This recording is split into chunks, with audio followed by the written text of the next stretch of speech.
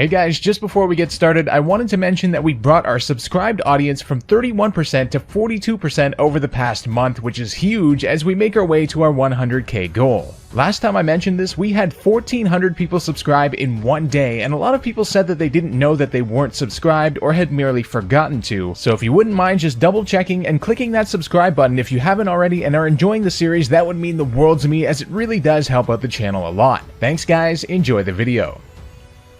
Welcome to the final match of the Losers Bracket quarterfinals and the last one before we head back to the main bracket semifinals. Last time we saw an insane battle between Green, the mysterious and untold Kanto trainer, versus Blaine, the current gym leader of Cinnabar Island. Both trainers fought exceptionally hard, and the surprises in this battle were endless as it came down to the wire. Today we have what is bound to be a highly aggressive match as the current Indigo Plateau champion Lance takes on the current gym leader of Pewter City, Brock. To say that Lance got kicked into this bracket is a true testament to how strong this tournament really is. Let's head to the team previews to try and find out what we can expect from this match. Lance emerges with his hyper-offense Dragon team with several pseudo-legendary Pokemon, and Brock will definitely have to look out for threats like his Gyarados, Hydreigon, and even Garchomp too. On the other hand, Brock has his very bulky but offensively powerful Sandstorm team, which will have to make good use of Tyranitar, Steelix, and Rhyperior, and Aerodactyl might come into use here too with its good speed. With that being said, we're now getting word that our trainers are ready for their face-off, so let's head to the arena to watch this battle of powerhouses.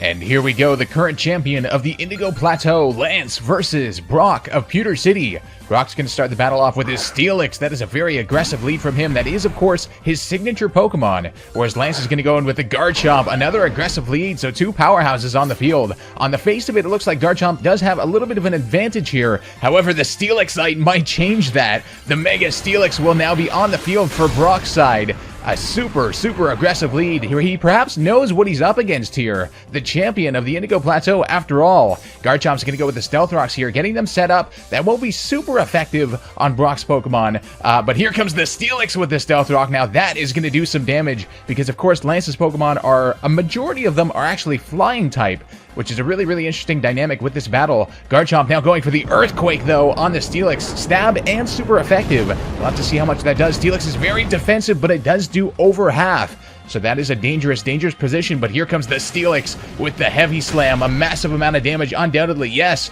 Doing about 2/3 on the Garchomp. But Garchomp will have priority, and Brock is going to switch here into the Aerodactyl. Now, Aerodactyl will be immune to the Earthquake, so a good switch there from Brock. But, of course, the Stealth Rocks did do a little bit of damage on the Aerodactyl there. Almost about a quarter, and Garchomp going for the Outrage! Oh! Lance coming in with the prediction on the Aerodactyl switch! Oh my word! Now that is what a skilled trainer does for you right there. That's what experience brings you. The Aerodactyl going down. Wow! Now the Garchomp is locked into Outrage, but Aerodactyl was one of the biggest threats for Lance's team, and he perhaps knew that. He wanted to get that thing out of the way right away. And now the Steelix is going to tank the Outrage quite well. Should be able to take down the Garchomp with the Heavy Slam now quite easily. So Garchomp putting in some good work towards the beginning of this battle here and taking down a massive threat. And now Gyarados is coming out on the field from Lance. That's a good play from him, of course, because if the Steelix does get an attack off, Gyarados is, of course, going to have the Intimidate ability to lower its attack stats. So perhaps Gyarados can pull something off here. And Brock is actually going to withdraw, though, realizing the situation he's in and going for the Omastar, which should resist a Water-type move from the Gyarados. But Gyarados actually going for the Dragon Dance to power up here. So Lance realizing that switch was almost inevitable on Brock's side and getting a power up. But it all depends how this Omastar is able to tank an attack, or if it is at all. Here comes the Waterfall, the Dragon Dance Waterfall from the Gyarados, and Omastar tanks that pretty well. Brock does appear to have kind of a bulky Omastar set here, and the Ancient Power doing a huge amount of damage, but the Gyarados survives. Brock perhaps slightly miscalculating there, and the Gyarados should be able to get another Waterfall off here to take down the Omastar. Omastar is down, doing a good amount of damage, but not quite enough there. And the Kabutops now coming out from Brock. Kabutops, another good water Pokemon. Water and Rock, of course, which should be able to tank whatever Gyarados has to throw at it, but it does use the Aqua Jet, the priority Aqua Jet. Boom! It doesn't take it down, though.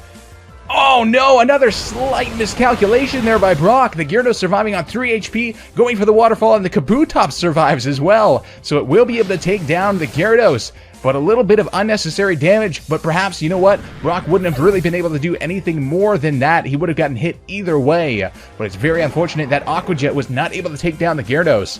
And now Lance sending out the Salamence, going to get hurt by the Stealth Rocks quite a bit, but the Intimidate again on that Kabutops, lowering its attack. So a lot of Intimidate Pokemon from Lance's team, which is a really good strategy, honestly. And now Brock is just going to go in with the Aqua Jet, make sure he outspeeds, gets a little bit of damage off, not much after that Intimidate, but now here comes the Earthquake from the Salamence. That's going to take down Kabutops. So both of Brock's fossil Pokemon have been taken down, actually all three of them, if we're including Aerodactyl. Lance is doing a good job early on in this battle here. Brock coming in with the Rhyperior now. Now Rhyperior should be a little bit of a threat to the rest of Lance's team. It is very, very bulky and very powerful too.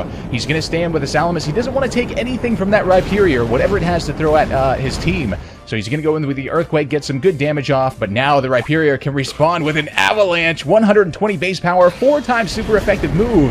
The Salamence does have a Yachi Berry, but it is not enough. That Salamence is going to go down to Rhyperior's sheer power. And now Lance will have to make a move on this Rhyperior. It is over half health still. He's going to go in with the Hydreigon, perhaps realizing he doesn't have much else to do but a special attack, of course. Rhyperior is very physically bulky, and going for the Dark Pulse. Will that be enough on the Rhyperior? Let's see. No, bringing it to the red, but it's not quite enough. And another Avalanche. That should be it for the Hydreigon. Now, Hydreigon has been quite an MVP on Lance's team throughout the past couple battles, but Brock dealing with it very efficiently there. And now the Dragonite coming out on the field for Lance's side. Lance's signature Pokemon, of course.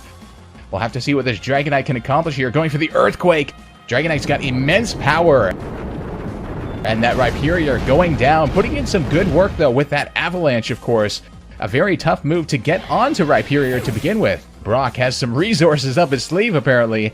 And now the Mega Steelix coming back on the field. Getting hurt a little bit by the Stealth Rocks, not too much. And Dragonite now going for the Dragon Dance. It's going to power up here. It's not going to opt to try and take down the Steelix. The Steelix might very well have survived an Earthquake. So not a bad decision there if it can survive this Heavy Slam. Now, Dragonite is a relatively heavy Pokemon. It might be able to survive that. Yes, it does. 38 HP, and it looks like it has the Citrus Berry. So that was a genius play there from Lance, actually, realizing he's going to get some health back and being able to power up, use that turn, take advantage of it, and power up the Dragonite to be able to, for sure, take down that Steelix with an Earthquake. And Steelix, Mega Steelix going down on Brock's side. Brock is running out of options here. He's got his Tyranitar left. Tyranitar will set up the Sandstorm, though, which should be somewhat helpful here.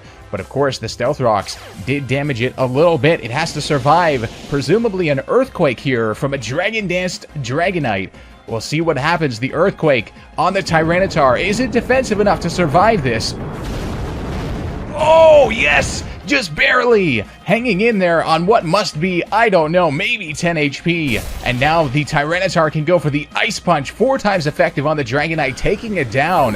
So Brock doing a number on Lance's team here. Lance is down to his last Pokemon, which is the Charizard, and it's going to get hurt by the Stealth Rocks too, doing just about half on the Charizard. So we've got a 1v1 situation here, and the Charizardite X has been activated. Mega Charizard. Lance is taking no prisoners. He wants to end this battle now with one of his strongest Pokemon on his team. Mega Charizard going for the Dragon Claw, outspeeding. He wants to ensure that KO on the Tyranitar, and Tyranitar is going down. Lance has officially defeated Brock. Now, honestly, I was a little bit worried here for Lance, because Brock, of course, is a Rock-type trainer, and Lance has a lot of Flying types, but his skill, his experience, his sheer power was able to take over Brock with a 1-0 victory. Lance will be moving to the semi-finals of the losers bracket. If you guys enjoyed this battle and are looking forward to the rest of the tournament, make sure to smash that like button and subscribe with notifications on so you don't miss the next matches. Before we go, I'd like to thank the patrons who are making this tournament possible. If you guys want to help further this series' potential and support it, the link to my Patreon page will be in the description below. That's all for this one. This has been SilphSpectre, and I'll see you guys next time for more True Power.